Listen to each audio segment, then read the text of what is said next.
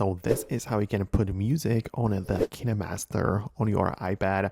So let me show you how it works. If this is your first time here on this channel, make sure you subscribe so you never miss the upcoming tutorials and videos like this.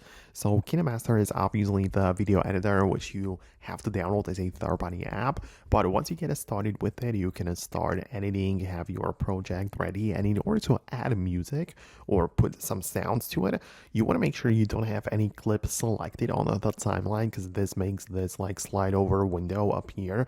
So don't have anything selected, and then you can see this little like circle type of button layout, and in the middle you have like the AI tools, but in the right you have the audio. Well, actually at the bottom you can also see the microphone icon, so if you want to add like voiceover, you would go with that.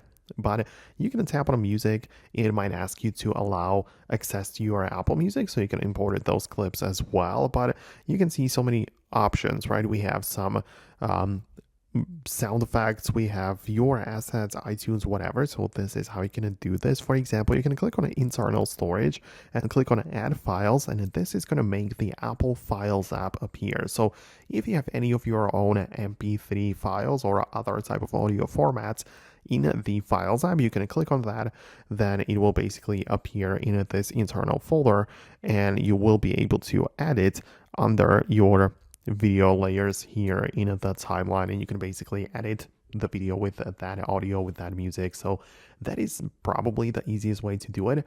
I really hope I could help you out with it. Thanks a lot for watching. I hope to see you later in the next videos too.